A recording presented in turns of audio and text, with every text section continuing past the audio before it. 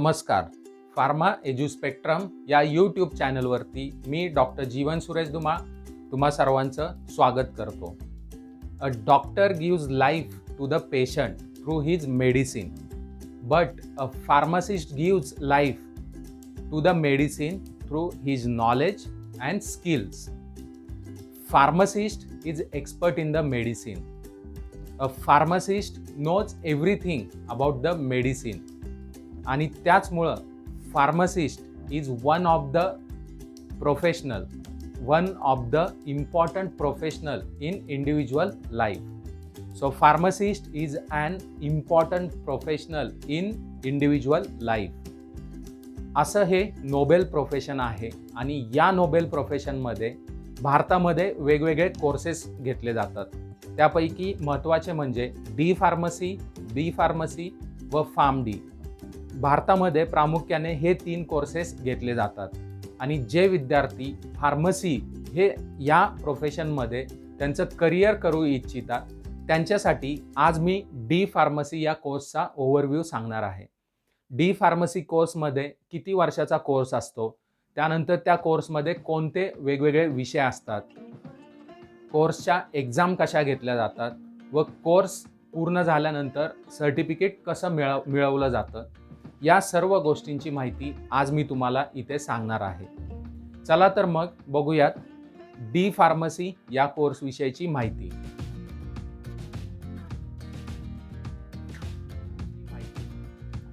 सर्वात प्रथम, what is a D pharmacy?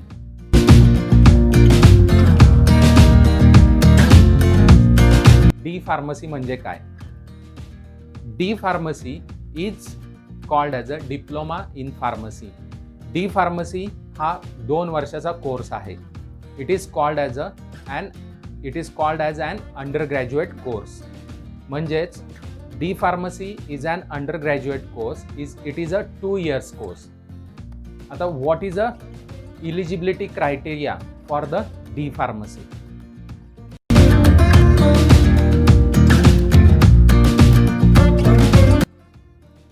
12वी सायन्स उत्तीर्ण झालेला विद्यार्थी डी फार्मसीसाठी प्रवेश घेऊ शकतो. फक्त त्या विद्यार्थ्याचं 12वी सायन्समध्ये PCB किंवा PCM या 2 पैकी एक ग्रुप घेऊन तो उत्तीर्ण झालेला पाहिजे. म्हणजेच फिजिक्स, केमिस्ट्री हे कंपल्सरी सब्जेक्ट व मॅथमॅटिक्स किंवा बायोलॉजी यापैकी एक सब्जेक्ट घेऊन जर तो विद्यार्थी उत्तीर्ण झालेला असेल तर तो विद्यार्थी डी फार्मसी या कोर्ससाठी पात्र असतो. आता प्रवेश कसा घ्यायचा असतो? म्हणजेच 12वी सायन्स उत्तीर्ण झालेल्या विद्यार्थ्याला डिप्लोमा इन फार्मसीमध्ये प्रवेश कसा घ्यायचा असतो याबद्दलची माहिती मी तुम्हाला सांगतो.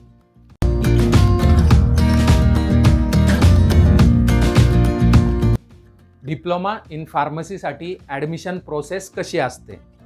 महाराष्ट्रामध्ये डिप्लोमा इन फार्मसीसाठी सेंट्रलाइज ॲडमिशन प्रोसेस राबवली जाते. ही प्रोसेस कॉम्पिटंट ऑथॉरिटी राबवते. डिप्लोमा फार्मसीसाठी महाराष्ट्रामध्ये डायरेक्टोरेट ऑफ टेक्निकल एज्युकेशन ही कॉम्पिटंट ऑथॉरिटी आहे. त्यामुळं संपूर्ण प्रोसेस ही DTE महाराष्ट्र यांच्यामार्फत राबवली जाते. तुम्हाला प्रवेश प्रक्रियेसंदर्भात सर्व माहिती हवी असेल तर तुम्ही dtemaharaashtra.gov.in या वेबसाईटवरून संपूर्ण माहिती घेऊ शकता. या सेंट्रलाइज ॲडमिशन प्रोसेसमार्फत विद्यार्थ्यांचे प्रवेश निश्चित केले जातात. त्याचबरोबर विद्यार्थ्यांना गव्हर्नमेंट कोटा किंवा मॅनेजमेंट कोटामध्ये प्रवेश घ्यायचे असतील तरी पण त्यांना या प्रोसेसमध्ये सहभागी व्हावे लागते. What is a course structure of D pharmacy? Course structure किंवा डी फार्मसी कोर्समध्ये नक्की काय असतं?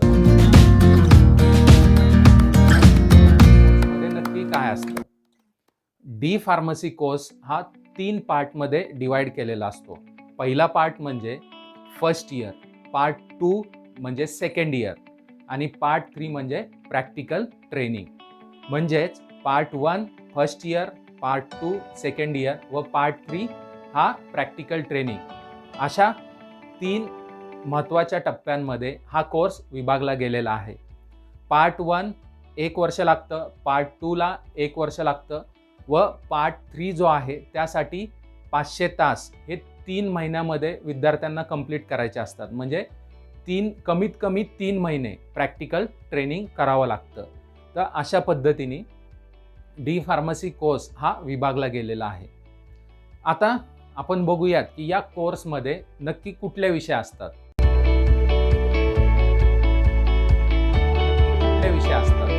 तर आता पार्ट 1 मध्ये वेगवेगळे विषय असतात, ज्यामध्ये थेरी व प्रॅक्टिकल याचा समावेश असतो. त्या पार्ट 1 मध्ये वेगवेगळे सब्जेक्ट असतात, त्यामध्ये थेरी व प्रॅक्टिकल याचा समावेश असतो.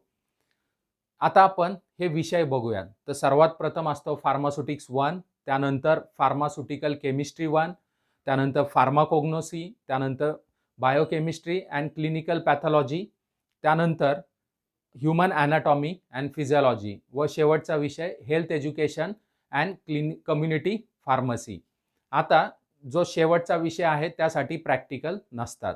तर अशा पद्धतीने पार्ट 1 मध्ये 5 विषयांना प्रॅक्टिकल व थेरी असं असतं, व जो शेवटचा विषय म्हणजे HECP किंवा health education and community pharmacy यासाठी प्रॅक्टिकल नसतात. आता आपण बघूयात पार्ट 2 मध्ये कोणकोणते विषय असतात. तर पार्ट 2 मध्ये फार्मास्युटिक्स 2, फार्मास्युटिकल केमिस्ट्री 2, त्यानंतर फार्माकोलॉजी अँड टॉक्सिकोलॉजी, त्यानंतर pharmaceutical jurisprudence, drug store and business management आणि हॉस्पिटल अँड क्लिनिकल फार्मसी या विषयाचा समावेश पार्ट 2 मध्ये केलेला असतो.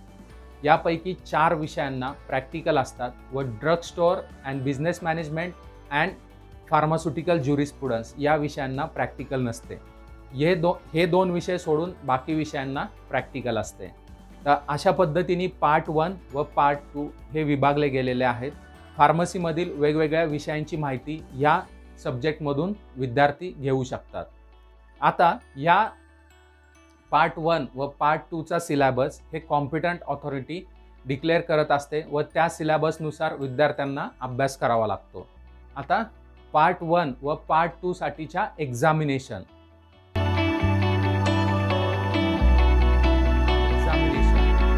तर कॉम्पिटंट ऑथॉरिटी ह्या एक्झाम कंडक्ट करत असते. म्हणजेच डी फार्मसीच्या एक्झाम कोण घेतं, तर डी फार्मसीच्या एक्झामिनेशन ही कॉम्पिटंट ऑथॉरिटी घेत असते. आता महाराष्ट्रामध्ये Maharashtra state board of technical education म्हणजेच MSBTE यामार्फत या सर्व परीक्षा घेतल्या जातात. म्हणजेच MSBTE is the authority for the D pharmacy in Maharashtra state. या पद्धतीने ते प्रत्येक वर्षाला 2 परीक्षा घेतात. म्हणजे पार्ट 1च्या 2 परीक्षा व पार्ट 2च्या 2 परीक्षा. म्हणजेच विद्यार्थ्यांनी प्रवेश घेतल्यानंतर फर्स्ट इयरला एक परीक्षा होते व त्यानंतर जर विद्यार्थी त्यामध्ये फेल झाला तर दुसरी परीक्षा म्हणजे सप्लिमेंटरी एक्झामिनेशन घेतली जाते. म्हणजेच दरवर्षी फर्स्ट इयरची मेन एक्झाम व त्यानंतर सप्लिमेंटरी एक्झाम असते. तसंच पार्ट 2 म्हणजे सेकंड इयरसाठी मेन एक्झाम व सप्लिमेंटरी एक्झाम अशा 2 एक्झामिनेशन घेतल्या जातात. तर अशा पद्धतीने पार्ट 1 पार्ट 2 यासाठी 2 एक्झामिनेशन घेतल्या जातात. मेन एक्झाम व सप्लिमेंटरी एक्झाम घेतल्या जातात व त्या MSBTE या ऑथॉरिटीकडून घेतल्या जातात. या ज्या एक्झामिनेशन घेतल्या जातात त्या थेरीसाठी वेगळ्या व प्रॅक्टिकलसाठी वेगळ्या पद्धतीने घेतल्या जातात. थेरीमध्ये रिटन एक्झामिनेशन असते व प्रॅक्टिकलमध्ये विद्यार्थ्यांना प्रॅक्टिकल परफॉर्म करावे लागते व त्यासोबत ओरल द्यावी लागते. म्हणजेच आपण त्याला व्हायवा असं म्हणतो. त्यामुळं विद्यार्थ्यांना रिटन एक्झामिनेशन त्याचबरोबर प्रॅक्टिकल एक्झामिनेशन ही द्यावी लागते. आता यामध्ये एक्झाममध्ये विद्यार्थ्यांसाठी 100 मार्क प्रत्येक विषयाला दिले जातात. म्हणजे थेरी विषयाला 100 मार्क व प्रॅक्टिकल यासाठी 100 मार्क. तर हे 100 मार्क कसे डिवाइड करतात, तर थेरीसाठी 100 मार्क जर असतील तर त्यापैकी 80 मार्क हे मेन एक्झाम म्हणजेच एक्सटर्नल एक्झामचे असतात व 20 मार्क हे इंटरनल एक्झामचे असतात. तसंच प्रॅक्टिकलसाठी पण 80 मार्क हे एक्सटर्नल एक्झामचे असतात व 20 मार्क हे इंटरनल एक्झामचे असतात.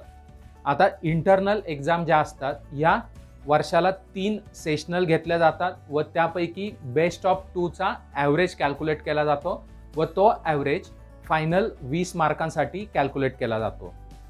म्हणजेच इंटरनल 3 परीक्षा होतात त्यापैकी ज्या विषयात विद्यार्थ्यांना जास्त मार्क आहेत त्या 2 सेशनलचे ॲव्हरेज करतात, म्हणजेच मार्कांचा ॲव्हरेज कॅल्क्युलेट करतात व ते ॲव्हरेज फायनल 20 पैकी पकडलं जातं व एक्सटर्नल एक्झाम व इंटरनल ॲव्हरेज असं पकडून 100 पैकी मार्क दिले जातात. म्हणजेच थेअरीचं 20-80 असं पॅटर्न आहे. तसंच प्रॅक्टिकलसाठी पण 20-80, त्यामध्ये पण विद्यार्थ्यांना 20 मार्काची इंटरनल प्रॅक्टिकल एक्झाम द्यावी लागते व त्यांना 80 मार्काची एक्सटर्नल प्रॅक्टिकल एक्झामिनेशन द्यावी लागते. यानंतर ही सर्व एक्झाम झाल्यानंतर विद्यार्थ्यांना म्हणजेच 2 वर्ष पूर्ण झाल्यानंतर पुढं काय करायचं असतं, म्हणजे आता ही सर्व माहिती झाली एक्झामिनेशनची. एक्झामिनेशन झाल्यानंतर पुढं काय, तर एक्झामिनेशन झाल्यानंतर म्हणजे सेकंड इयर डी फार्मसीची एक्झाम झाल्यानंतर विद्यार्थ्यांना प्रॅक्टिकल ट्रेनिंग करावं लागतं. आता हे प्रॅक्टिकल ट्रेनिंग कुठं करायचं असतं, तर विद्यार्थी हे रजिस्टर्ड फार्मसिस्ट ज्या ठिकाणी उपलब्ध आहेत अशा मेडिकल स्टोअरमध्ये ते प्रॅक्टिस करू शकतात किंवा हॉस्पिटल्स किंवा pharmacies run by a state or central government, म्हणजे सेंट्रल किंवा स्टेट गव्हर्नमेंटने जे हॉस्पिटल रन करतात तेथील फार्मसीमध्ये हे विद्यार्थी प्रॅक्टिकल ट्रेनिंग करू शकतात किंवा मॅन्युफॅक्चरिंग युनिट म्हणजेच फार्मास्युटिकल इंडस्ट्रीमध्येही हे विद्यार्थी प्रॅक्टिस करू शकतात. आता या ठिकाणी विद्यार्थ्यांनी प्रॅक्टिस करायचं असतं किंवा प्रॅक्टिकल ट्रेनिंग घ्यायचं असतं, परंतु हे प्रॅक्टिकल ट्रेनिंग किती तासाचं असतं हा प्रश्न तुमच्या मनामध्ये असेल.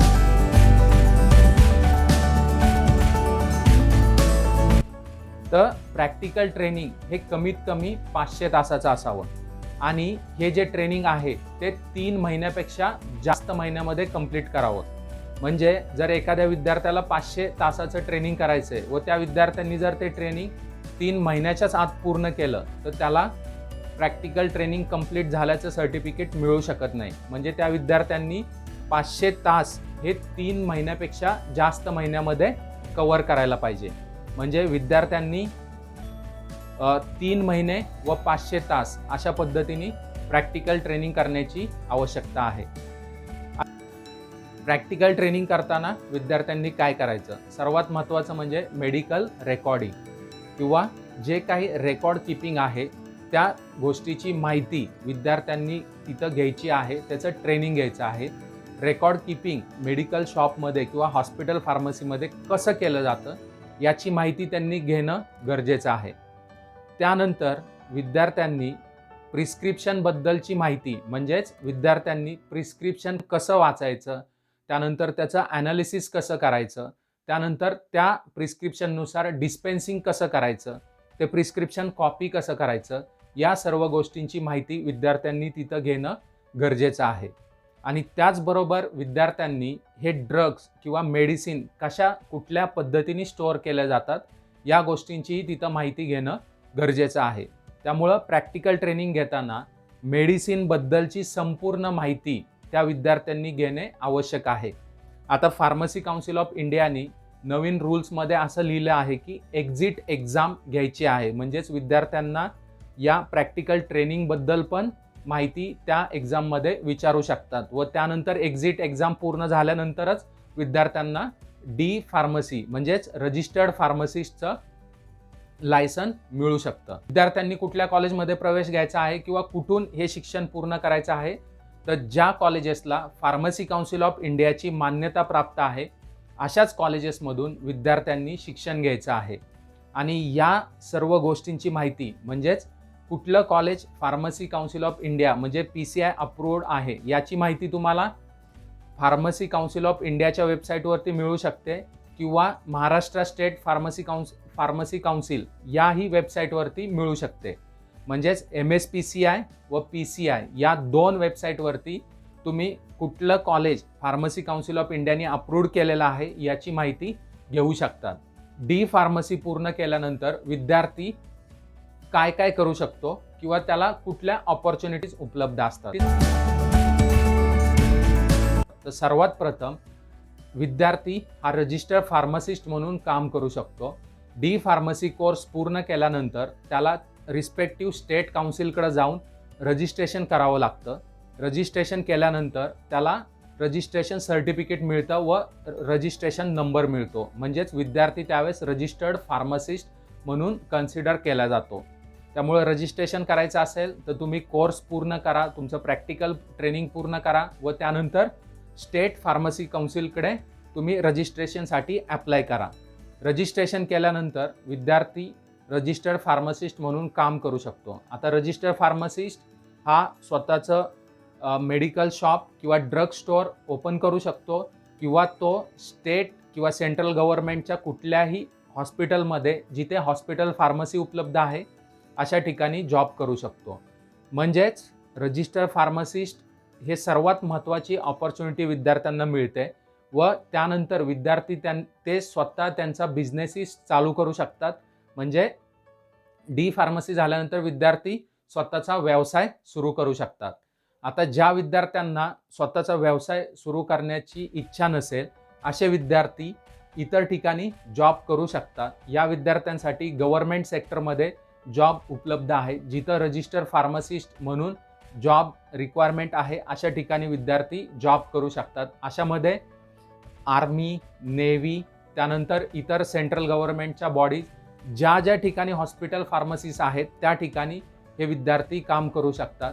त्याचबरोबर विद्यार्थी प्रायव्हेट क्षेत्रामध्येही काम करू शकतात. जिथे रजिस्टर फार्मसिस्टची गरज असते त्या ठिकाणी विद्यार्थी काम करू शकतात. या व्यतिरिक्त इंडस्ट्रीमध्ये जर तुम्ही विचार कराल तर इंडस्ट्रीमध्ये ॲनालिस्ट म्हणून काम करू शकतात किंवा मेडिकल रिप्रेझेंटेटिव्ह म्हणून काम करू शकतात. व विद्यार्थ्यांना जर पुढील शिक्षण घ्यायचं असेल तर विद्यार्थी डी फार्मसी पूर्ण होऊन बॅचलर इन फार्मसीच्या सेकंड इयरला प्रवेश घेऊ शकतात. त्यामुळं अकॅडमिकल तुम्ही म्हणाल तर तुम्ही डी फार्मसी करून डायरेक्ट सेकंड इयरमध्ये ॲडमिशन घेऊ शकतात. तर अशा पद्धतीने ज्यावेळेस तुम्ही डी फार्मसी पूर्ण करता त्यावेळेस तुम्ही वेगवेगळ्या प्रकारचे त्यावेळेस तुम्हाला वेगवेगळ्या ऑपॉर्च्युनिटीज उपलब्ध असतात. तर असं हे फार्मसी प्रोफेशन आहे, एक नोबेल प्रोफेशन आहे आणि डी फार्मसी हे एक तुमच्यासाठी अतिशय चांगला करिअर ऑप्शन आहे. व जर तुम्ही या कोर्समध्ये आला तर तुम्ही फक्त एक प्रोफेशन म्हणून नाही तर तुम्ही लोकांची सेवा करू शकता. त्यासाठी तुम्ही या प्रोफेशनमध्ये या. तर डी फार्मसी झाल्यानंतर तुम्ही लोकांच्या सेवेसाठी काम करू शकता.